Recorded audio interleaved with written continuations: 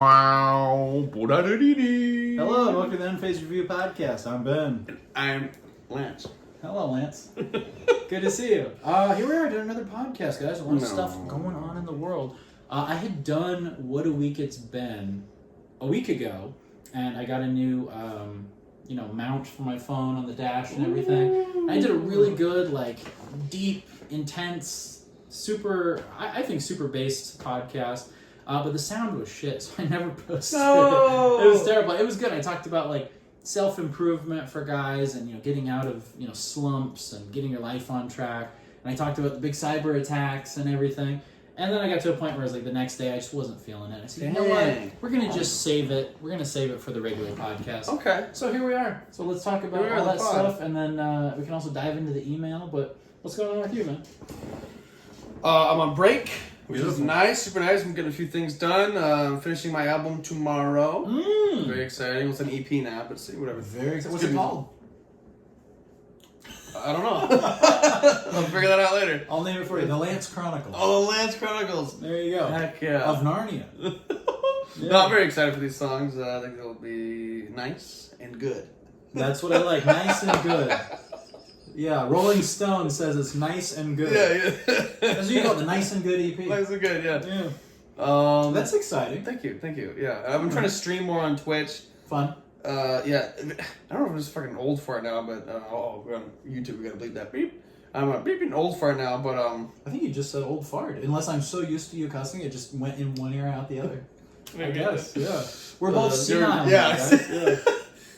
I get tired playing video games for too long. Wow. If I'm playing with Bally Herber for an hour, I'm like, oh no. My back. You're becoming Bean at Roadhouse Cinemas. Yeah. I really am.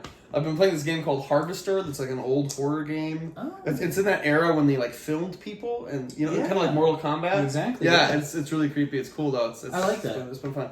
I like how we all just eventually get to a point where we start playing stuff from the past and new stuff doesn't even intrigue us unless it's Indiana Jones. I play the same old 5 games. Exactly. Indiana Jones I'm excited for, but everything else and even then, when we're excited about something like that, it's because it's an IP that we grew up with. Right? Yeah, exactly. Yeah. Nothing new. No, nothing new. I'm trying to get into new stuff. I reject the new. I don't want the new. And hey, that Vampire Survivor thing I'm playing is new, but it looks like it's from the 80s. Cool. It looks like an 8-bit game. Yeah, it's great. Very fun. And then I don't know what else. Shout out to Vampire Survivor. Shout out to Vampire Survivor.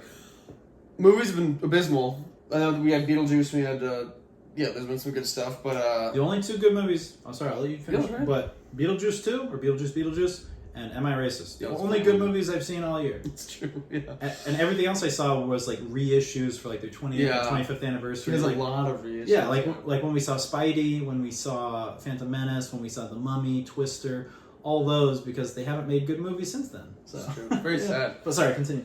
The worst thing really is, I'm going to sound like an old friend again, but we get so excited for Halloween, October, things are supposed to cool off, but if you guys live in Arizona, it's been summer. Yeah. Still. Yeah. It's still summer. I don't know Today, what to say. we did a vlog, which hopefully you guys have seen. We did Desert Sky Mall, and then we did a food vlog too, and it was hot as shit. Hot as hell. Literally, I would say it was we have to look, but I want to say 106, 107 degrees today. We were just melting, and I'm like, dude, it's we're fairly deep into October now. It's really frightening at this point, honestly. Yeah. Jesus. So global warming, I think there's something to it. Yeah. Yeah.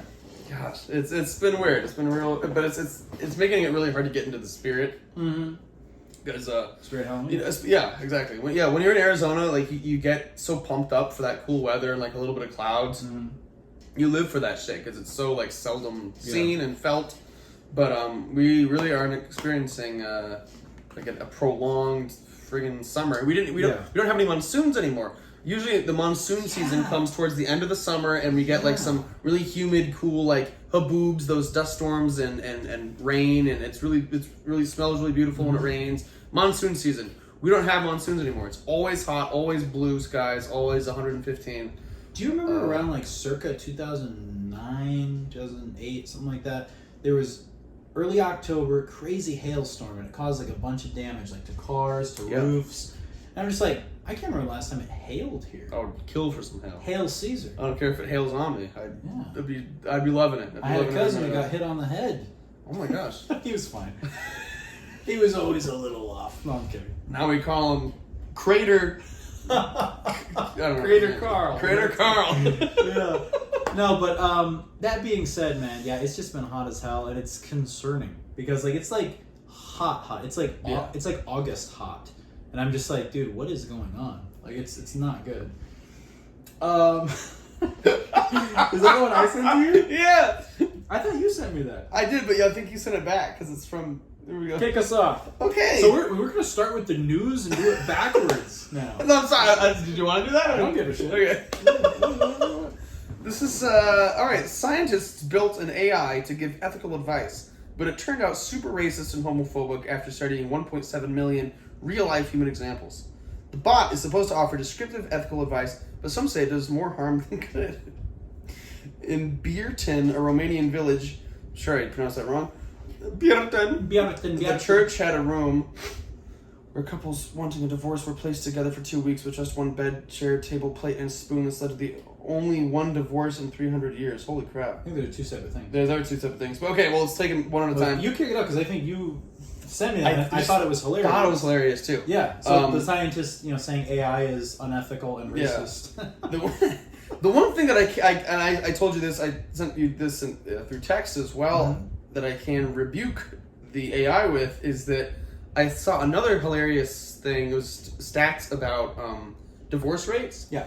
And the divorce between a man and a woman was in the middle. Mm-hmm. Divorce between lesbian couples was like off the charts. They're getting divorced at insanely high rates. The divorce rate between two men was very low. Makes sense. Which is honestly great. Like, more power to you. Like, two guys just hanging out, they got no problems. It's beautiful. That's hilarious. Yeah, and it kind of, I don't want to be sexist, but it seems like the women are the problems. See, women may cause some issues, ladies. Work it out. Work it out. So, I don't think the homophobia thing doesn't hold up because it seems like two guys, at least, it seems like a really good idea. It does. I think what happens in a lot of these cases, not to dive into it too deep, but just like the first thing that comes to mind is whenever a computer system like that points out facts and statistics that can be, actually backed up, then people deem it racist and homophobic because they don't agree with it. Right. It's not that it's actually racist or homophobic, it's that it's just putting stats out there and they don't like them. Yeah, right. Like, that's another interesting question. Can a computer be racist and homophobic? I don't think so. Yeah. Right? I mean, it doesn't make any sense. Yeah. It's not operating off of, like, hatred. Exactly. Yeah. It's just regurgitating information. Yeah. But that is funny because, a while back it was discovered that Google was, like, injecting a lot of woke prompts into AI without telling people. 100%. I guess what you saw, if you looked up, like, if you just typed into AI, like, a happy couple, like, most of them were, like, minorities or whatever. So, like, little stuff like that, they'd inject into the prompts without letting you know. Whenever I type in happy couple, it would just be me and Emmett frolicking through a field. But then, apparently, when you don't, like, code all these little sort of, woke borders and safety ropes into the AI, brain, then it becomes really racist and homophobic. Apparently, yeah. It's like two extremes. Seems a little insane to me, yeah. Yeah. Seems a little insane. But going back to the Romanian village where they put people in the same room together for how long?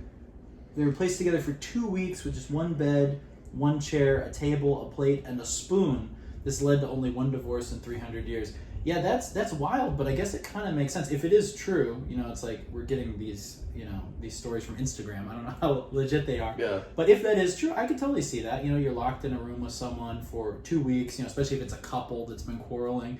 It's like a lot of miscommunication that happens in relationships is usually when there's some distance, they're texting each other, they're talking over the phone, there's gaps, there's absences, there's time to kind of be alone with their thoughts and get paranoid. When they're actually together like that and it's like almost excessive togetherness, sometimes it can be bad, but sometimes it can be really good. Yeah. So it's like that totally makes sense that would like save relationships, Mm-hmm. So I don't know, I say go for it. It's like here's some more great news. Your video cannot be monetized. Metro Mall vlog. Oh, one thing I'd like to point out too is it's obnoxious. One thing I'd like to point out too is fuck White Bat Audio. There was this guy, White Bat Audio, who I used to really support and say, this guy's awesome, this guy's great. But I knew it was going to happen, and I wish I would have stopped using his music sooner, because he made this claim of saying that, hey, I'm putting out royalty-free, copyright-free music, free use music, use it on whatever you want. His channel is White Bat Audio. Go give him some thumbs down and some negative comments. But I love the guy. I was a big supporter. Yeah. I thought his music was badass. I was a big fan. And in the back of my mind, I would use it because it said free use. Feel free to use this for your videos, royalty-free, yada, yada. And he made some bangers. He made some really good music. A lot of synthwave, a lot of industrial synth-driven stuff. It sounded really badass. And I used it on a lot of videos because it said free use, royalty-free, enjoy it. And what he's doing, super smart, but also shitty, is retroactively he's going back and stuff from like a year and a half ago, 2 years ago. He's slowly making them where the money then has to go to him. Yeah. Where it's like, so it's actually genius. And I kind of knew in the back of my mind originally, I thought, oh, what if he does that? That would suck. And he did exactly that. Shoot. Carl something is his name. White Bat Audio. Carl Sagan. And so yeah, Carl, I get it. You got to make money, man. I understand, but going about it that way is really shifty and shitty. And I think that was really low. Maybe I should get into that. You should. Yeah. You should. It's a great idea. So honestly, I get it, but I just think it is kind of fucked up to say, hey, this is free. Oh, to use, super fucked up. royalty free, and then year and a half, 2 years later, making it where suddenly a bunch of my videos and your videos are getting demonetized, and then that money goes to him, and it's like, okay, cool, that's fine, but maybe just do that from the get go. For sure. Yeah. No, you got to decide. Yeah, and some of the people who would defend him, yeah, of course, musicians deserve to get paid. I understand. I get it, but. It's But he explicitly said it's free. It's retracting it. It's like it's basically like saying like, hey, this is free. Just kidding. It's like taking a gift back, So what are you, one of those people who gives a gift and then you don't want it? Exactly. What do you mean, what? Jerry? What? Like an Indian giver? I'm sorry, I'm not familiar with that term. Anyway, so White Bat Audio. I used to respect you, but now fuck you, dude. Down with White Bat. Yeah, so I'm not using that again, and I have through our buddy Max a royalty-free website subscription to get videos, royalty-free music on. In our last vlog, what was the mall? Why do I keep forgetting the name of the mall? Arizona Mills. Arizona Mills. I used my music in the intro there. Great job. That's what we should. I got a resource right here. I'm a resource. Here's my resource. I'm a free resource, guys. Anyway, White Bat Audio. Screw you, man. but it's bound to happen though. It's like, so at least it happened early on. So we can prevent that from happening in the future. But so be careful of that, guys. If you're making videos, White Bat Audio sucks balls. But you can use the Amazon High soundtrack, which I used in the mall vlog. There you go. There you go. That's what I like. So strictly from now on, I'm going to use stuff from Max Masano and Emmett LaFave exclusively. Love it. Exclusively. And I would just like to say malls too. We just got done doing Desert Sky Mall vlog. Let's talk about it because this will probably come out right around the same time, maybe a little before, a little after, but super fun. Probably a one and done. Probably won't go back because it's so out of the way. Yeah, it's very out of the way. And it just doesn't really make sense for us to be there. We're not the target demographic. No. But it was fun. It had a lot of character. It had a lot of character. Yeah. And just if you guys don't know, if you didn't watch the video, it's nothing against it, just as it is. It's a very Mexican-oriented mall. It's like everything's in Spanish. There's not a lot of your typical American stores aside from Dillard's and Hot Topic. Everything is. It feels like a mall you'd find in Juarez or something. Yeah, if you watch the video, there is the theater there. The movie theater plays exclusively Spanish dubbed movies. So it is just for Mexicans, which is fine. It was great, but it was cool. It was really cool to see. It was really unique. Go watch the video. It's super cool, especially towards the end. There's this whole branch. Oh my god, that was like finding. I don't know. It was crazy. Gold. Yeah, it really was. It felt like a mall from a dream. Yeah. Because there'd be you'd turn a corner and then there was like this whole other section that would just keep going and space wise it almost didn't make sense. Yeah, no, it didn't make sense. And it was kind of fun. Yeah, so cool. I'm glad we checked it out. Like I said, it's really out of the way and just super different. But I'm glad we checked it out because that was one that had been kind of on our list for a while. Yeah. And we went and saw Sammy Hagar last month. Amazing show, by the way. Shout out to Sammy. And Joe Satriani, amazing. Yeah. And Michael Anthony. That was a power group, man. That was amazing. Yeah. Jason Bonham on drums. Loverboy opened up. It was amazing. But once we were done, we drove by. It's right by Desert Sky Mall out at 75th Avenue in Thomas here in West Phoenix, if you guys know the area. If you guys are from out of state, that won't mean anything to you. But we drove by and I was like, oh, that would be a good one to do because I'd never been there. And if I did, maybe when I was really little, I didn't remember it at all. And Emma had never been there. No. And then coincidentally, I think on one of our, Fiesta Mall or AZ Mills Malls or one of them, someone commented a few days later, hey, you guys should do Desert Sky Mall. And I was like, oh, here's your sign. Let's do it. Yep. Yeah, so I'm glad we did. I hope you guys enjoyed the video, and it was definitely fun to check out. It was super unique. So moving forward, I want to mention it to like make sure we actually do it. I think we should do an official Arrowhead one. Yes. Arrowhead's great. Love Arrowhead. And then we have to do Fashion Square. We go there all the time. Yeah, we did a Fashion Square one, but I feel like we didn't do it up as big. We did that one when it was like under construction. Yeah, with Max. Yeah. Yeah, and that was fun, but we need to do another one. That one didn't get enough love. I think that one was more like a hangout vlog. Yeah. And that was just kind of like for the heck of it. I think at that point in time we did it because we were trying to capture some of the remnants of what it used to look like before they changed everything with the construction. But it was already kind of too late, you know. But yeah, love Fashion Square. No filming. No filming. No filming. No touching. No touching. But yeah, love Fashion Square. I would say as far as my favorite active malls nowadays, it's got to be Fashion Square and Arrowhead, just because of familiarity. For sure, yeah. And they're still good. They're still good. And I really want to do the one in Tucson with you. Not the one we did with James way back when, but there's another one farther in, like actually in town. Okay. Has a lot of cool shops. Obviously, this was years ago when I was at U of A, but they had like some really cool Dungeons and Dragons like board game store, and there was this whole weird back room where I think they actually like got together and played the game at some points. But there was this whole back room that had like swords on the walls and stuff. And it was just like super cool. They had a lot of other fun stores. There was a really good, nice toy store with like figures that I'd really be into. It had a lot of just again, like it retained a lot of qualities of an older, more fun mall. And it like wasn't really depressing or run down. Like it was pretty well kept. It was cool. Yeah. So I really hope like it's still in good working order. I hope so too. Yeah. Sounds like a real panty drop. Yeah. Yeah. But no, I love that. I love the classic mall vibe. I love when they don't get too changed. And I guess you could say Fashion Square has changed, but we're just so used to going there. Yeah, like we have a love for it, you know. Arrowhead I don't go to as much as I used to, but I actually work fairly close to there, so I've been going there more frequently lately. And it's nice. That was for me growing up. That was like the go-to high school mall was Arrowhead Mall. Yeah. So I really enjoyed it. I have a lot of good memories of it being like, 15, 16, 17 going there. Now, a few Arizona mall buffs around, where, what's the big tent thing, Sky Song? Yeah. Years ago, one of my earliest memories on that plot, there used to be a mall called Los Arcos. Anyone remembers Los Arcos Mall?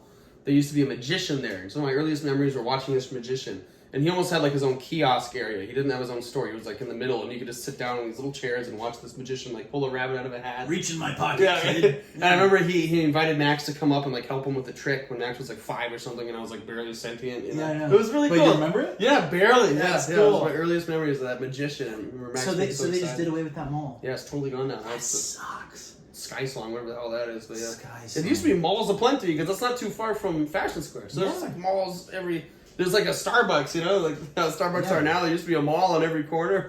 There used to be a lot of malls. I saw a wild video, and you guys can actually look this up yourself after the video, or right now, whatever. If you want to leave us, whatever. Keep us on a tab. Open a new tab. Anyway, if you look up different movie theaters that were open around Arizona, specifically the Phoenix metropolitan area, but also Tucson and stuff too, back in the 60s, 70s, 80s, there were a ton of theaters. Yeah. I watched a video recently. I'd give them a shout out, but I can't remember the name of the channel. But it was this channel that did a lot of like kind of retail documenting type stuff. Not retail archaeology, different channel. But basically, it was a smaller channel, and it was talking all about the different theaters in Phoenix and Tucson. And it was insane, dude. Like the amount that opened from like 1975 to 1990, the amount that opened and closed, and the amount of drive-ins, it was like almost laughable. Like I was just like, you'd think there'd maybe be like a dozen. There was like 40. Like where you're just like, why are there so many? But at the same time, you got to remember back then too, people didn't have streaming. Back in the 70s and early 80s, they didn't have video rental. They didn't have anything like that. People weren't watching videos at home. So their entertainment for stuff like that was going to the movies. So that's why there were so many more, I think. But yeah, that is one thing that does bug me about Phoenix and maybe some other places too. It's like they don't really do a good job of preserving much of the history. And they're really big into demolishing things. Like Metro's currently being demolished right now. Metro Mall, the Bill and Ted Mall. You guys have seen that. There used to be this old theater downtown Phoenix way before our times. It was like demolished in the 1950s. But it was from the 1930s, I believe. And it was called the Fox, 1920s or 1930s, called the Fox Theater. And it has a sister location down in Tucson that's still there. But yeah, that's a big one in Tucson. But there used to be a Fox Theater downtown. I think like around where like Symphony Hall is now. Yeah, that makes sense. And they demolished it. I'm just like, and it looked so beautiful. If you look at pictures, it was like gorgeous, like Art Deco. God. And they're just like, yeah, we're gonna take it down. So, put in these nameless spaces. Garage there, yeah. And then another one too, going back to malls. There was one called Valley West Mall, which was kind of like between Metro and where we were today, Desert Sky, like almost like a halfway point. Yeah. If you kind of went diagonal between them.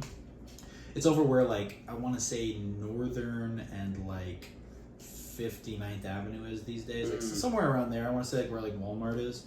I could be a little wrong on the streets, but... You messed up the streets. I fucked up. But they had one called Valley West Mall, and as a kid, I remember parking... I think even at that time it was closed when I was, like, a little guy. But I remember parking in the parking lot with my family and watching fireworks on 4th of July. It was like a good vantage point. And I have this memory of, this dark mall that was like no longer in use. And so that's another one that went away, and they replaced it with a freaking Walmart and a freaking Lowe's. Oh, just so depressing. And nothing against Lowe's, but Walmart, I got something against them. It's like, I look at it and it's just like, how depressing, dude. Like you kill a mall, you demolish a mall, and you put in a Walmart and a Lowe's. Like it's just so soulless, man. Yeah. Nothing against Lowe's. One of my big... but against Walmart. Against Walmart, screw them. One of my big regrets is not going to a drive-in theater when there used to be all... I've never been to so one. much fun. Now I feel like if there's any available, they're probably just for like, where you go to get down and dirty with the prostitute or something. Exactly. We should get a couple hoes and go. There we go. But, so you've never been to a drive-in theater? No. I've never been either. We should go. I got the convertible now. We should be, like awesome. Rumble Down. We should be like what's the actual? Back to the Future? That one too. The Outsiders. Yeah. There's that really cozy scene, The Outsiders, where they go to like a drive-in theater. Oh yeah. I'll go to Coke, and then they got the convertible. Yeah. I want to be a greaser. Drive-in theater looks so much fun. Yeah, I think there's still one off of I don't know where it is. I want to say Grand Avenue or something. Tatum and Thunder. Tatum and Poop. I don't know, but it looks like we should do a drive-in theater. What do you guys think? We should do a drive-by. Yeah, we should. I'll bring the Uzi. All right. I'll bring the Uzi. Yeah. Oh man, no, but you're right. I mean, Scottsdale's this whole area is synonymous with like erasing culture and character and it sucks. Anything that's fun. I just find it so weird that more people don't come together and like. Because we live in a time, definitely, where, I'm not going to get too deep into this because people have a conniption fit if you mention anything about foreign wars or anything like that. But we live in a time where people love to protest and love to, raise their fist up in the air and picket and say, hey, we're seeing, something that's an injustice and we're going to speak up about it. I would love to see people actually do that for things like malls. Like, let's say... You remember you'd see old cartoons of like people like chaining themselves up to a tree, like the nature lover guy. Yeah. Like, if you tear this tree down, you gotta kill me. We'll chain ourselves to Metro Center. Mall. Yeah, but I'm surprised with how much love there is online for dead malls and how much support that community has, and for documenting retail and stuff. That more people don't come together and are like, let's save this shit. Let's get a bunch of angel investors together and like funnel money into these old places and revitalize them. Like. Why the hell is that not happening? It's like a long time ago. I forget if it was from like the Wonder Woman 84 movie or from Stranger Things, but they refurbished a whole mall to film in there. And then we were like, why didn't they like make it back up and running? Yeah. They probably just demolished it like, oh, it looks beautiful, we got 2 shots now, blow it up. That's great, kill it. God. And my thing is, too, there's so many stores that closed. Like, there was one called Sam Goody that was like a record shop. That was great. There was, even Barnes & Noble used to have quite the extensive like CD selection and stuff. And there's so many different places like that, KB Toys, that could come back, maybe in a small capacity. It doesn't have to be all over the place, but maybe they could have these niche little like pop-up shops, or not even pop-up shops, but just like a select few locations in these revitalized malls and make them like how they used to be. Like, okay, let's look what was here in like 1985 and let's try to copy that as much as we can with the businesses that are still open. Because when they do it now, it's always these new places. It's 90 barbershops. Yeah. And it's just kind of these soulless stores. And it's like, Spencer's and Hot Topic is fine, but like it would be cool to see some stuff with a little more personality. Yeah, no, for sure. Yeah. And there's no reason why they couldn't do that. Like the buildings are still standing. Everyone's just like, well, that chapter's over now. Bye. And then everyone's jerking off to our videos, doing the exploration of them before they tear them down. And I appreciate you guys watching them, but like it would be really cool to see people actually come together and like save these places. I'd rather just like be able to keep going to fun malls. yeah. And document their demise. Yeah, I would trade every mall video we've done to have, like one of the really good ones come back. Sure, yeah. If I could sacrifice all our mall videos and Metro Center comes back to how it was circa 1981, absolutely. Oh, 100%, yeah. I'd be like, take them. Go ahead. Be heaven on earth. Yeah. Anyway, sorry, man. Continue. We've been ranting, but it feels good to rant. I love to rant. You need a little based pod once in a while. So let's check out this Joe Rogan clip. Oh, I don't remember what it was. When I was working on the Iron Man project, What is the Iron Man project? It was the Iron Man project. What does that So mean? we're trying to build the suit. Really? We've been working on it for a long time. I didn't know about I was this. on the beginning of the project. It was called Carnivore at first, and a few other names. But in the beginning, it was only a small handful of us working What on are it. they using to make the body suit? Guy sounds out like of? Little Nicky. It's changed so much right now that it's all kinds of materials. I mean, titanium, carbon fiber, all the top stuff. And is it supposed to be able to fly? It's going to do a lot of stuff. Does it have an exoskeleton so it's stronger? Yeah, it's exo, yeah. And it's much stronger. You can carry, 1,000 pounds. You Yeah. can do a lot. I've all the seen guns, that all the ammo. stuff. That stuff's wild. So we're getting there. And what are they powering it with? Nuclear battery was pretty much the only way you can go. So it'd be a little. Joe Rogan all excited. How dangerous is it for a human being to be around it? How dangerous is it to be in the military? That's true too. We jump out of airplanes 30,000 feet. That guy kind of reminds me of Gary Busey a little bit too. Yeah. But yeah, I just thought it was a cool video saying that the military was actually working on a real life Iron Man suit. Yeah. Like, how badass would that be? Can you imagine going to the Middle East for some inevitable war that's going to happen, and then a bunch of Iron Mans show up? That's holy crap, yeah. Yeah. I just think of that. I still think the first Iron Man was one of the best. And where he comes out of that Yeah, cave, that's the coolest part. Yeah, his like that was inception. like yeah. the best. And then also it looked so cool too. So they all start shooting him, and he's like, God, Man. so dope. Yeah. That was so badass. That was like one of the peak superhero moments Oh yeah. ever. Yeah, it doesn't get better than this. Yeah, the classic first Iron Man. Yeah, right up there. And Toby Spidey. Yeah. Oh yeah, absolutely. And then Thor 5. Absolute masterpiece. Yeah. This is pretty cracks me sick. up, I This know. Actually, I'm actually excited First about look at Nicolas Cage's Spider-Man Noir on the set of Spider Noir series. It's a TV series. I'm surprised they're doing it as him as a real person. He's like 60, you know? Yeah, there he is. He looks I love Nick good. Cage though. I'm all about Nick Cage. No, I think it's man. great, yeah. So basically they're gonna do This is the funny first shot of him. yeah, it's funny, he's grunting. Yeah. He's taking a poo-poo. But basically, yeah, so Nick Cage is gonna be doing a Spider-Man Noir series, and sign me up. I'm excited. Disney Plus? I hope not. What it's gonna Probably. be? Yeah, what else is it gonna be? Well, there goes the excitement. I have to like remind you that Marvel immediately sucks. is Yeah. So, actually, I want you to read this one. I'm curious about Is this. Western culture stopping people from growing up? Yeah, I'm looking at about, 60 action figures right now? I'm right in the same boat with you, man. Kidults are all around you. This is different, though. This is different. I don't think this is, like, calling us out. This is just, I mean, maybe it is, but it's just, Where's the article? it's more about, like, people being allowed to do things and not being put in check.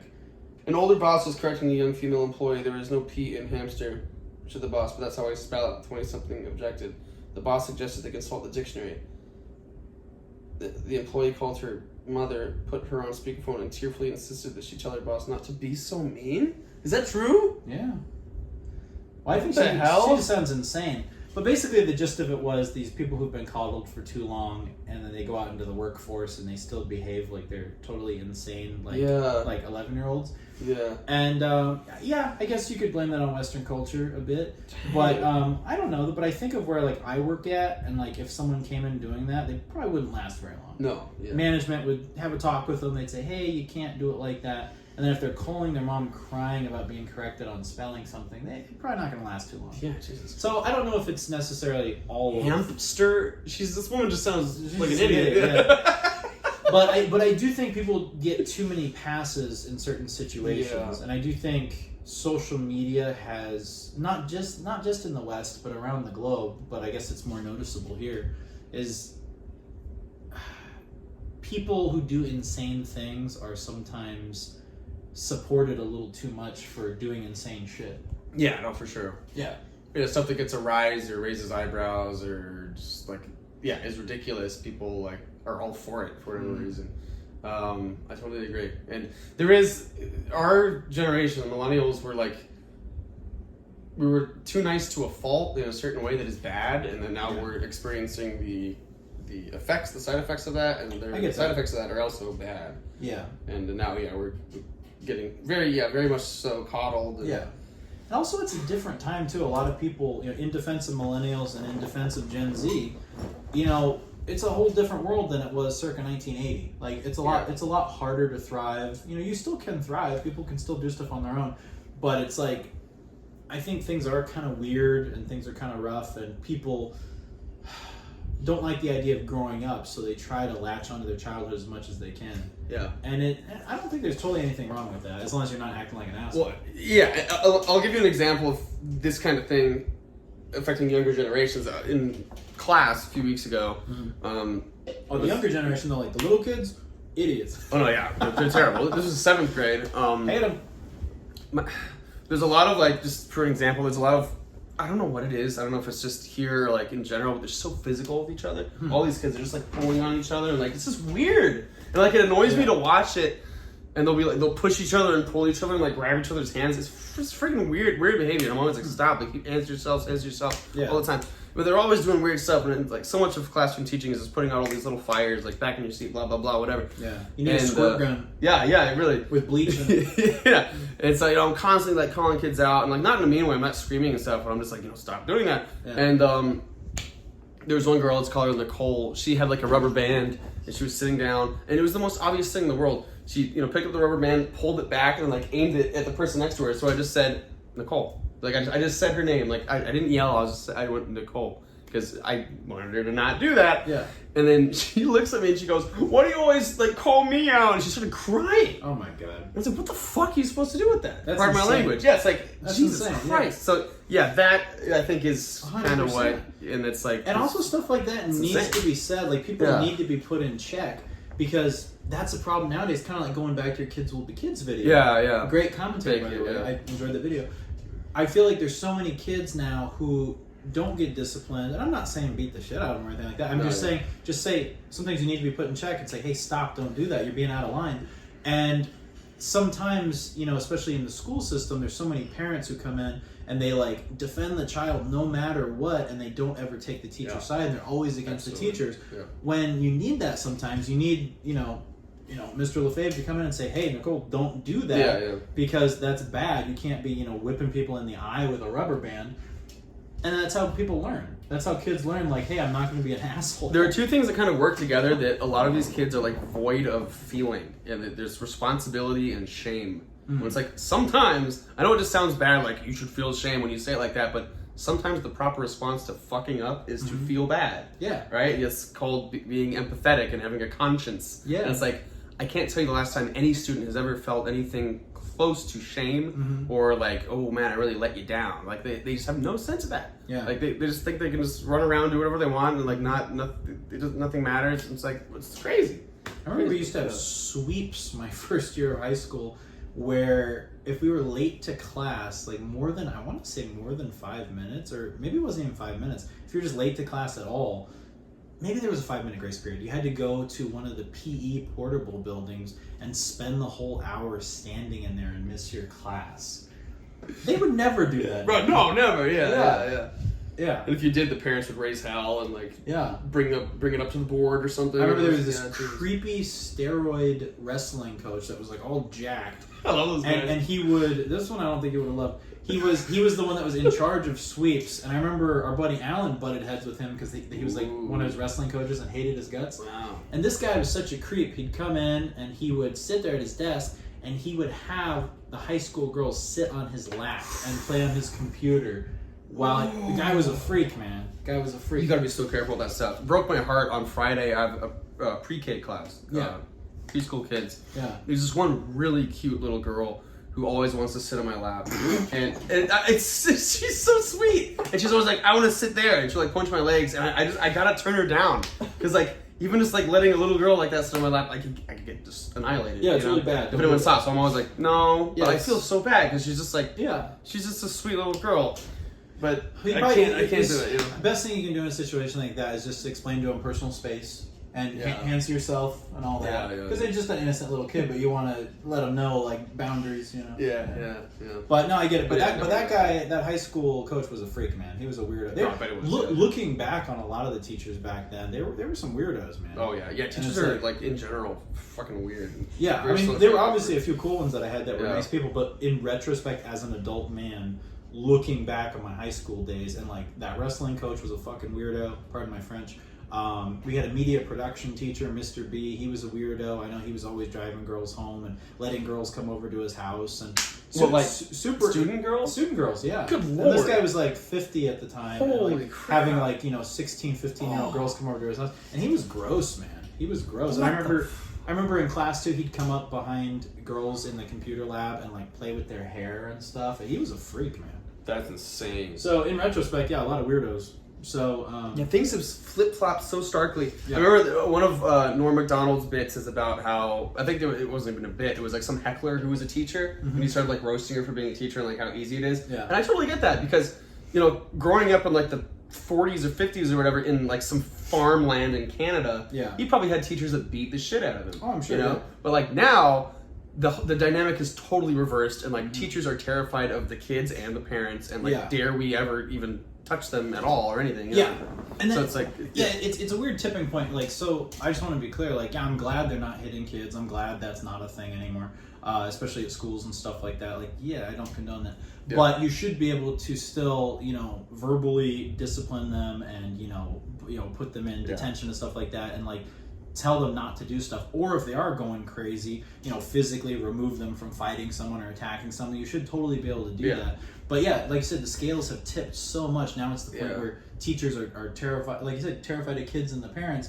and I think it negatively affects their ability to do their job. 100%. Because you can't discipline them. They don't take you seriously, and it's just like the dynamic shifted too far. Things went too far. It would have been cool if there was a happy medium where it's like, okay, maybe don't have the nuns beating the kids with rulers, but also, don't let the kids jump on your desk and do whatever they want. Like something kind of in the middle, And I will say, it sounds like your school had some issues, but like when I was in high school, that felt like the happy medium. Like there were standards that you were held to, you were scared. And we were like, the checks and balances was your parents, right? And so like, for sure. Once the parents are like the kid's buddy, and if you try to reprimand the kid and you tell the parent on him, then the parent's like, oh, it's okay, Johnny, it's all good, man.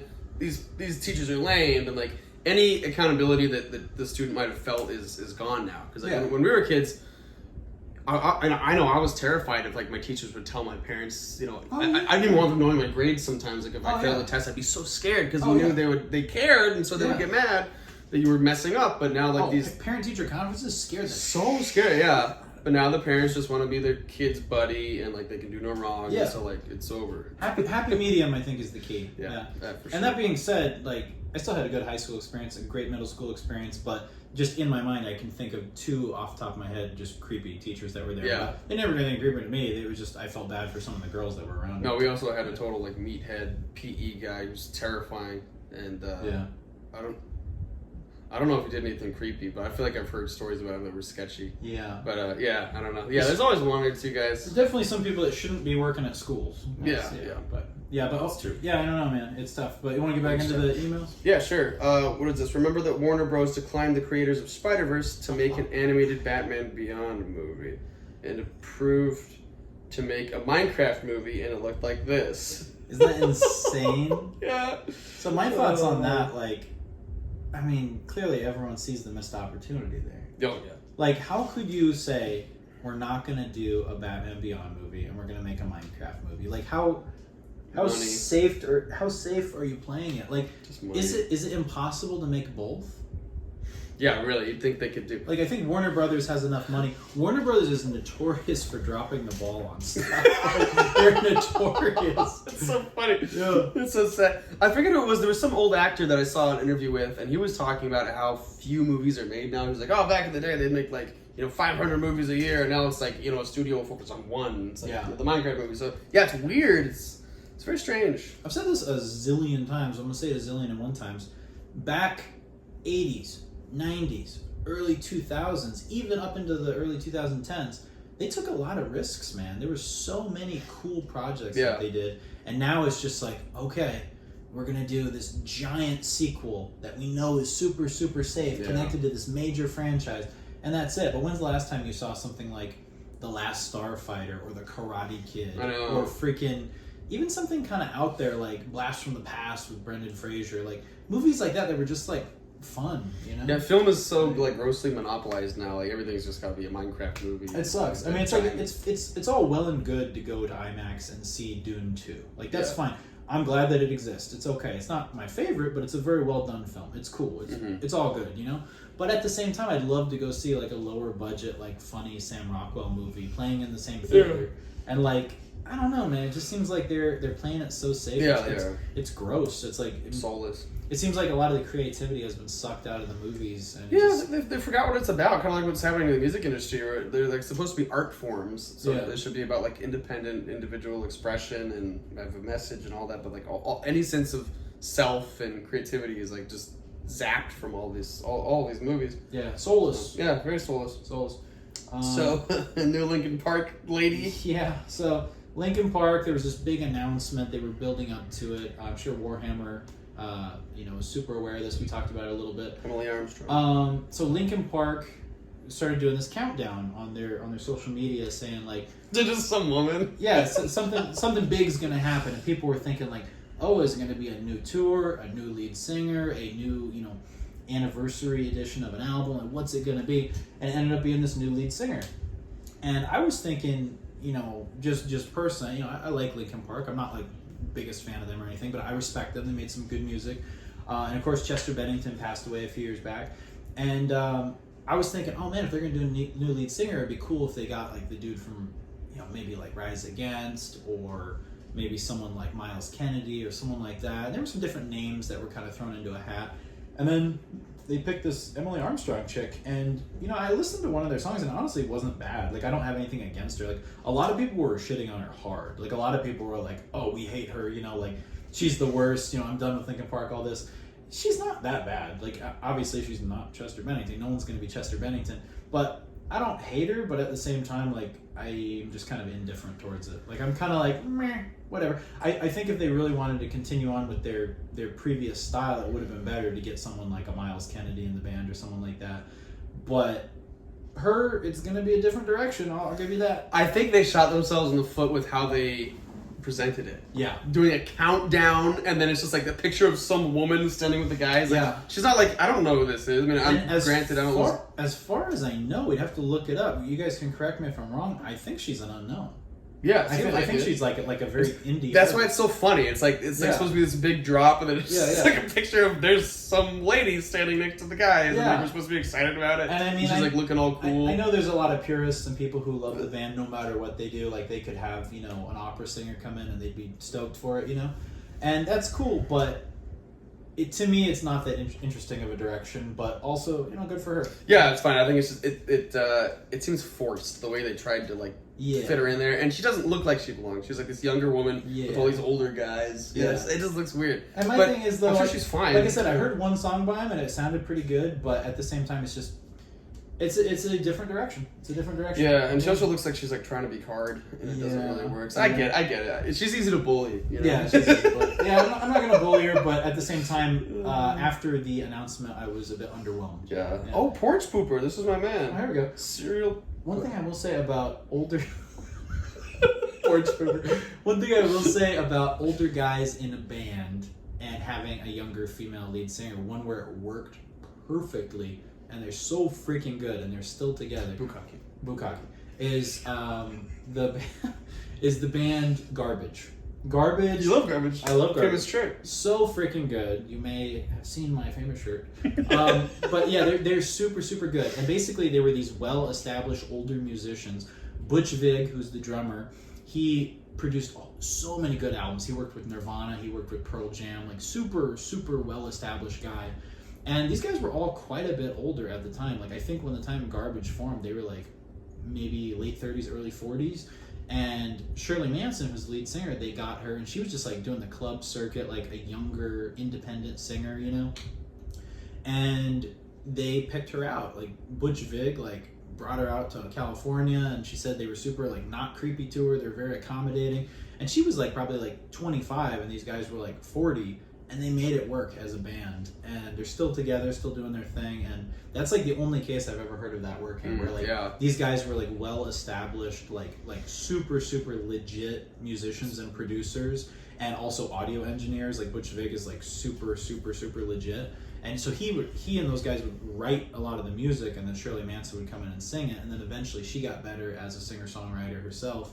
And that's one of the few cases where I'm like, oh, that totally works. It's got to be super hard to inject a new front man or woman into your like iconic band. Yeah, I mean, God, that's got to be real difficult. But with Linkin Park, it's totally different because you got all these this picture. We got all these preconceived, ideas, and they already have this huge discography. And there's people, thinking, oh, she has to live up to like Chester Bennington in a way. Yeah, it's always bugged me how, and I think you mentioned this too when we were at a mall or something like last week. How guys on album covers always look like they want to beat you up. Yeah. If I ever had an album cover with me, I just... Yeah, smile. No one smiles. Why you... Yeah. And they always look like dorks. So that's why it's like, I could beat you up, probably. Exactly. Why are you looking at me like that? Yeah. Exactly. I always thought it was silly. And then Billie Eilish always has to have contacts in and look like this. Yeah, oh God. Yeah, that's almost even worse. When's the last time just someone smiling on an album cover? Yeah, It probably hasn't been since like Al Green, 1973. Like, when's the last time? Next album cover, I'll be smiling, guys. Don't Good man. Right, we got to insert pictures. Oh, for sure. We got to insert pictures. So, serial porch pooper hits 5-day pooping streak on stranger's porch. This is incredible. Looks like Poopy got sloppy. There was a serial shitter on the loose. Police in Kentucky are on the lookout for a man who has repeatedly defecated on the same porch over the past weeks without any clear motive. Louisville Metro Police have received several reports about the so-called porch pooper who struck again over the holiday weekend. Wow, this guy is dope as heck. He's a hero. I am really surprised someone doesn't go out with a can of bear spray. He blacked out this take this guy down. No, this guy's great. I feel like at that point it's got to be personal. You're doing the same house over and over. He's not what the city deserves, but what it needs right now. There you go. He's a vigilante. He really is. I'm surprised he's not masked. He's the masked pooper. According to a study, strict parents can turn their kids into more effective liars because children who are afraid to tell the truth learn more deceptive behaviors to avoid getting in trouble. And there's a nice picture of Pinocchio. I think that's totally true. I think you have to learn to be crafty at a certain age. You think of some of those kids who like grow up in like ultra strict like religious homes and stuff. Yeah. And they probably become really good liars, talking about, staying over at a friend's house for a sleepover when they're really going somewhere else, or sneaking out or going to a party or whatever. You just become like this like expert liar. Yeah, I think that's true. Not always, but no, yeah, it's an interesting. And as a teacher, I can tell you, all kids lie constantly. Yeah, constantly, even for little stuff. Everything all day. It's like a rite of passage. Yeah, left and right. And again, a lot of these kids are the kids who I think have parents who aren't strict with them. I think it comes down to just more of like the person. I think if you're more passive and you don't want to get into a altercation, you'll probably lie to get around it. Yeah. But I don't know. That makes sense. I'd have to read more into the study. It's interesting, but I mean, I can tell you as a teacher that it seems like it doesn't really matter. All kids are going to lie no matter what. Interesting. Yeah. Okay. Yeah. I don't know. I think maybe the ones who have to navigate strict households probably just maybe learn it a little bit earlier. Yeah. Maybe. Yeah, probably. But in some cases, if they are good and kind of sheltered, they might not learn until later, until they're like teenagers. Right. Yeah. But yeah, you're right. Everyone lies. Yeah, but I mean, it depends on what strict means. That's such a broad, strict parenting. Yeah. What does it mean? Are you like spanking your kid, or are you just like saying, Timmy, you can't do marijuana? It's like, what is strict? So interesting. I'll have to read more into it. You gotta spank Timmy with the marijuana. Yeah. Cool car. This is a cool car. Hyundai reveals an electric concept car inspired by the 80s. This is badass. This is really cool looking. It is super cool. Especially because it's new. 35th anniversary of our 1986 Grandeur flagship sedan. Hyundai. With an electrifying retro concept. Oh, that's really cool, man. Yeah. I think it's badass. I just love the style of it. It looks like an old school, like, 80s, like, Goodfellas car. Yeah, it does. And then just, like, it's electric. That's sick. I think that's going to be, like, the wave of the future is, like, having retro-looking cars. Like, have you ever seen pictures of, like, Cord from the 1930s? Look up Cord car, like, circa 1938, 1939. They look so freaking cool. I would love to see, like, electric versions of those. Like, I think they're on the right track for sure with this. Yeah, that's cool. I like it. And cars have looked so bland. There's no character to them, so I'm glad to see them going back to the Yeah, when they used to be a work of art, 50s, 60s, 70s, 80s, they had a distinct. Yeah. They were just cool. I don't know. They had style to them. Leave it up to Tesla. We'll see what happens. Yeah. Where did the initial betting week? Oh, okay. So a 19-year-old sports betting millionaire retires his mom and buys her a $2 million house. Wow, that's his mom. Looks like they could be brother and sister. Yeah, I was about to say that. Looks like that's his girlfriend or something. Yeah. At just 19 years old, sports bettor secured TYS has been on an incredible hot streak, raking in six-figure profits week after week. Sometimes these guys annoy me. It's a little bit of jealousy and a little bit of just annoyance. His success has allowed him to retire his mom, which is sweet. It sounds like he's gonna shoot her. Yeah, I'm gonna retire my mom. Retire his mom. Yeah, purchase her 7 figures worth of land, gift her a penthouse, and even surprise her with a Tesla. Follow secured TYS to catch his winning. You know what I wonder about guys like this too, where I think a little bit of the jealousy and irritation comes in, is where did he get that initial money for betting in the first place? Yeah, right. You gotta spend money to make money. Yeah, maybe I said it's a little bit of jealousy, but he seems like a little bit of a dude. This one, I gotta read the subject. Get it, baby, get it. Ben says, I am tired of child prodigies. Obnoxious. I agree. 5-year-old Turkish pilot drives 1,015 horsepower Lamborghini nearly 200 miles per hour. Hate him. Yeah, honestly, screw this. Look at that piece of crap. Hate him. I can't stand him. Yeah. Yeah, get out of here, man. Everyone's gonna be, oh, so cute. Yeah, what does it say? 5-year-old what? Turkish pilot. Go down.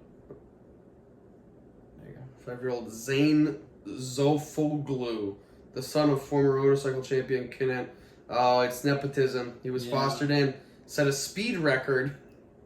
Why is he doing that? Isn't that like dangerous? Let's let a 5-year-old drive a Lamborghini at 194 miles an hour. Sounds like the parents are morons. But I just look at this and call me old man shaking my fist on the porch at the kids running by with their Halloween costumes.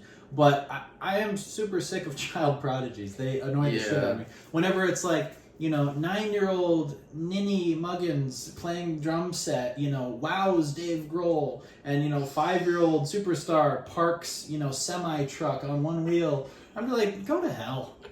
You annoy the shit out of me. I'm the same way. I don't like them. I don't care about them. And I don't know. There's something about where people say, well, you're just jealous. No, it's so fake. But there's a part of it, too, where it's just obnoxious. Yeah. I just genuinely don't like it. No, you can tell it's fake because people only like the fact that it's a kid doing it. It doesn't, like, the thing itself doesn't matter. Like, if an adult did the same thing, it wouldn't be news. It's the fact that this little kid did it, which makes it somehow, like, I don't know. I don't know people seeing kids.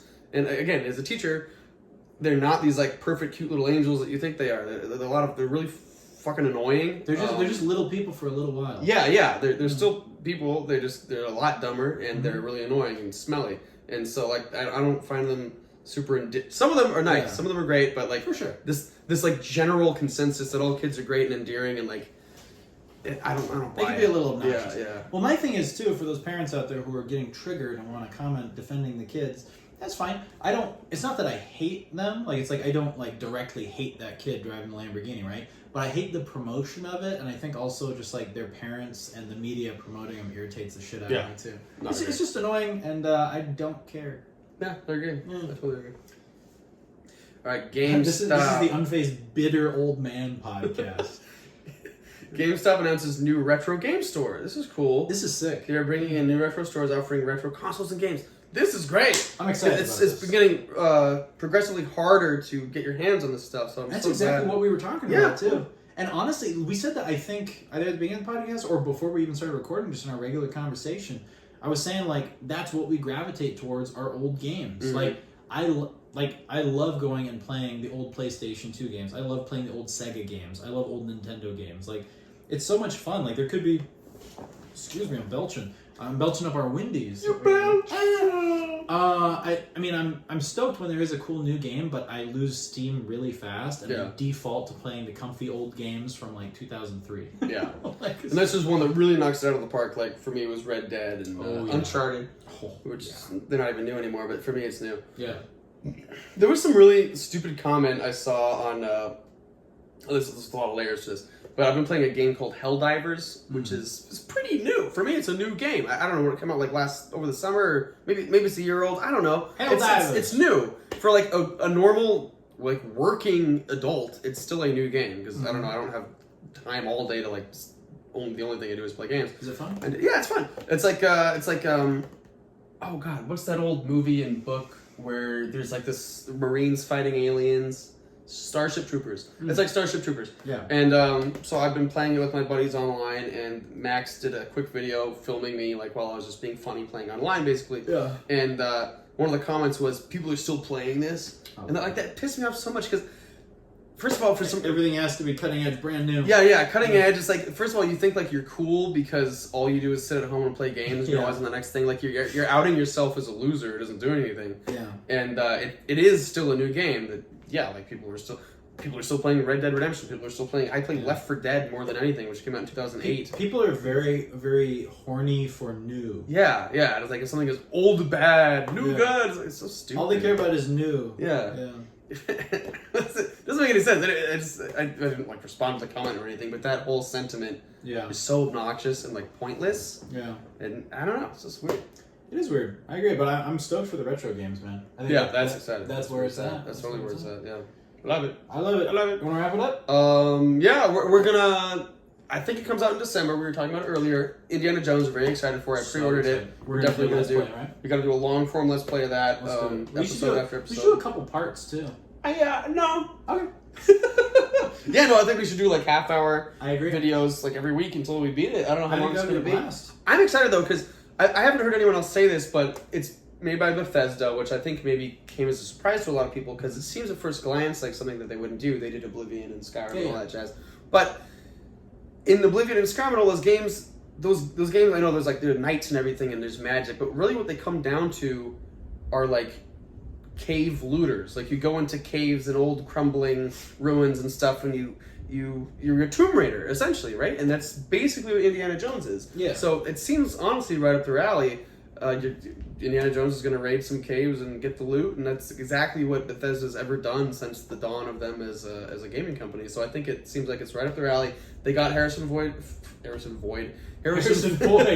his AI version. I'm in a Harrison Void. Yeah. They got Harrison Ford to voice the character, and it looks really good from what I've seen. I'm excited. I'm a huge Indiana Jones fan. Yeah, me too. So I'm super excited. And we were talking about that too. Like in my opinion, some of my favorite games. Uncharted, Tomb Raider, like it doesn't get any better than that. So we're getting Indiana Jones for real. Like I hope it's half as good as Uncharted or as good or maybe better. Yeah, I think it'll be great. I don't know if it'll be better, but I'm sure it'll be amazing. I'm really excited. I'm excited. So stay tuned. It'll be our first long form like let's play on Facebook. Yeah, we haven't done a long one since Punisher. Yeah. But, like I think this should be a series for sure. I agree. Yeah, we should finish the whole game. And one thing I'd really like to do too, going back to like that era of games and Rockstar games, I'd really like to do Bully. I'd really like to do the Warriors, and I'd really like to do maybe something like Manhunt or something like that. Love to. I think that'd be a blast. Anyway, let me know if you guys like those ideas. Thanks for listening to us being old men ranting about how everything new sucks.